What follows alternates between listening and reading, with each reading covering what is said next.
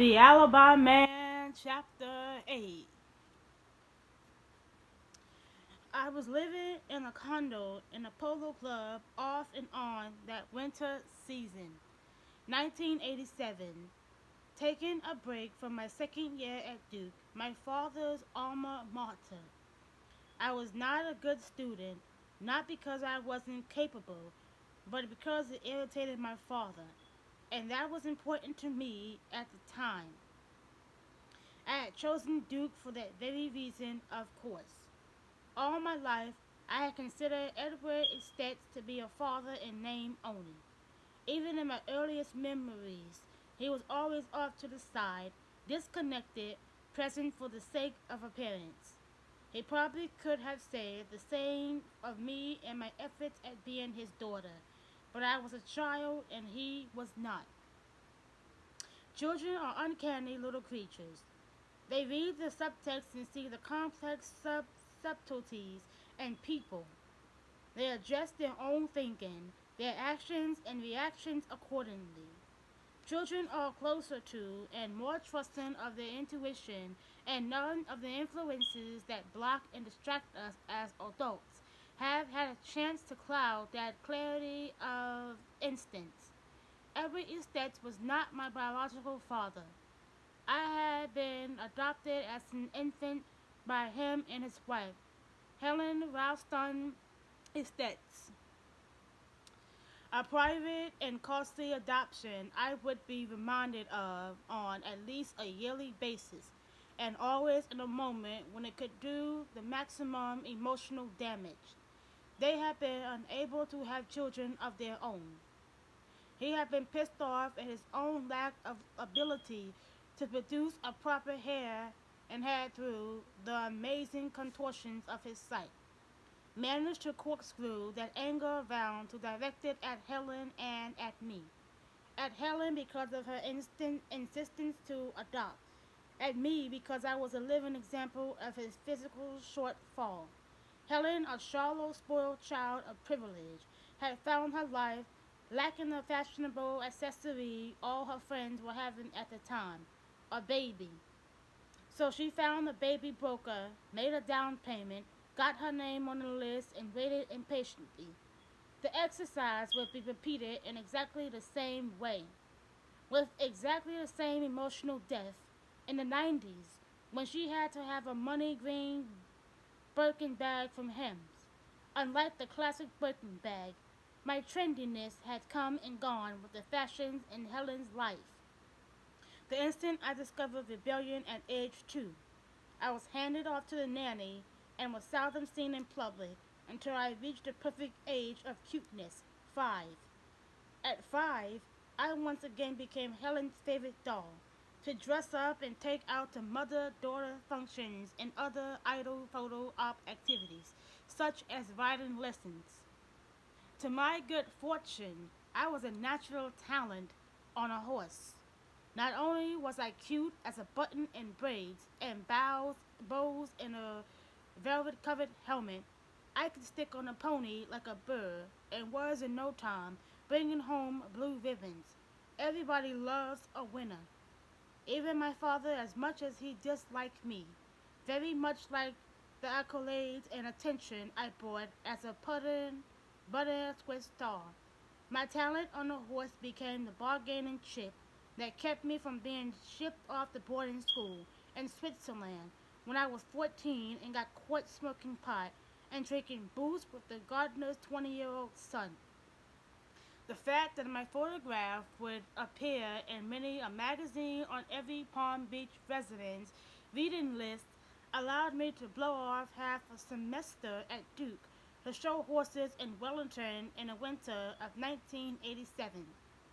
That was the winter I fell in love with a man for the very first time in my life. I had seen no point in it before then. In my experience in 19 years of observation, I had only ever seen love go bad, crash, and burn. No one ever came out happy on Skeeth. It seemed to me a much better idea to play around and have some fun and move on. When the relationship started to head south, which they all inevitably did, I would have been so much better off if only I had stuck to that principle. But along came Bennett Walker, the day I fell in love with him. I knew that was the day that would change my life forever. I had no idea how true that statement would be or how tragic. The Walker family fortune had been made in the business building business during World War One. During the Depression, they bought up shipping companies and diversified into the steel business. The fortune was double, triple, quadruple through World War II and subsequent global conflicts. In the 50s, they had branched into commercial development and real estate. Most of my father's money he had made on his own as one of the country's highest priced, most sought after district attorneys to the rich and infamous. He himself had become a celebrity of sorts over the years by being guilty. Wealthy people often cook for their sins and was worth more socially because of that than because of the age of his fortune. Old money Palm Beachers were disdainful of how he came by his wealth, behind his back, of course. When they found themselves in a jam with the law, however, he was always his best and dearest friend. He knew, of course, and he was both amused by it and resentful because of it. Resentment was my father's forte. No one had ever carried a bigger chip on their shoulder than Edward Estes. So imagine his glee when his rebellious daughter was seen on the arm of the most eligible bachelor son of the wealthiest old money family in Palm Beach. His daughter, who was well known for choosing wildly inappropriate boyfriends, polo players, and rock musicians being my personal favorites. Outside of my writing accomplishments, falling in love with Bennett Walker was the first thing in my life I had ever done that pleased my father. It only stood to reason, I suppose, that it would be the thing that would ultimately destroy what relationship we had. I left Star Polo in a daze and just started driving. I didn't think, didn't plan. I went on autopilot. It was a relief to be numb and empty. The bloody mess that had been the day sank into a dark corner of my mind as I drove. I didn't hear anything. My surroundings seemed unreal and distant. My conscious mind had overloaded. Escape seemed like a good idea at the time, but my subconscious had its own agenda.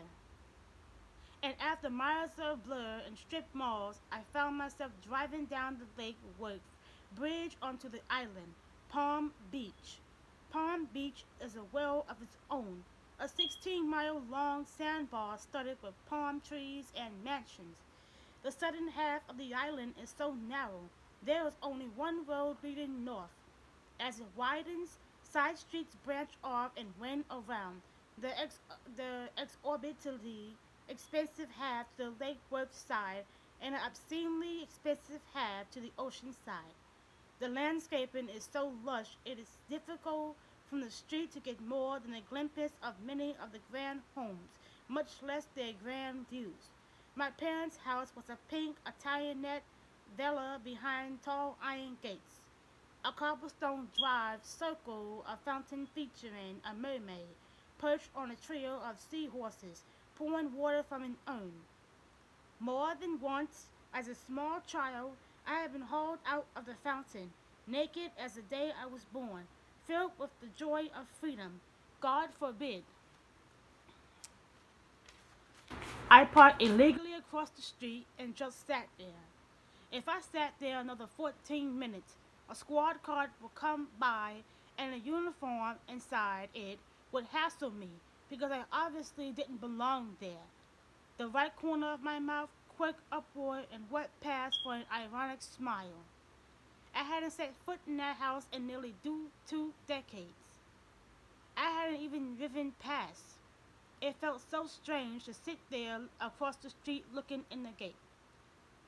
Absolutely nothing about the place had changed. I could have been looking back in time. I have expected to see myself at 10, at 15, at 21, coming out the tall black double doors. At 21, I had come out those doors one day and never returned. One of my parents was driving a black Bentley convertible these days. It sat parked under the portico, probably my father.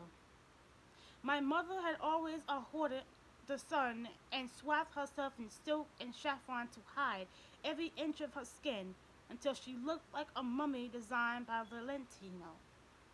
My father was always tan and fit, played golf and tennis, and piloted his own vintage cigarette boat and races on Lake Worth. I wonder what he would do if he came out of the house, drove his Bentley out the gate, and saw me sitting there. Would he even recognize me? The last time he had seen me, I had a long wild mane of curly black hair. My expression had been furious, and to my horror, there had been tears swelling in my eyes. A year passed in the fifth of range. I had hacked my hair off boy short and had kept it that way. My expression now was the unchanging, carefully neutral expression the plastic surgeons had given me after nearly 2 years of reconstructive surgery, and I was now physically incapable of crying, self-absorbed narcissus that he was. I doubted he would even see me as anything other than a loiterer. He would have had his cell phone and be speed dialing the police as he went down the street. My mother had come to see me in the hospital after my date with the asphalt under Billy Garland's 4x4, not because I had called her, not because she was my mother and had been keeping tabs on me. She had come because her housekeeper had seen my name in a Palm Beach post when the incident was in the news and had asked her if I was a relative. Helen had to come to see me, but she hadn't known what to do or say when she got there.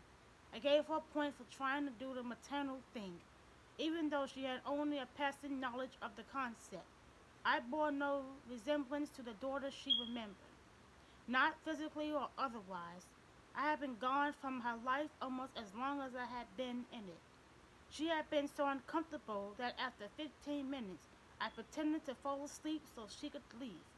I asked myself then why I had come here. Wasn't it enough to have those old memories cracked through the scars that covered them? Did I have to come here in person to make the pain sharper? Apparently, I thought so. What strange irony that Irina's death would somehow be intertwined with my past, and that in wanting to help Irina, I would have to face that past, something I had avoided during my entire adult life. I started the car and drove away, drove home. Like, comment, and subscribe on this video. Bye!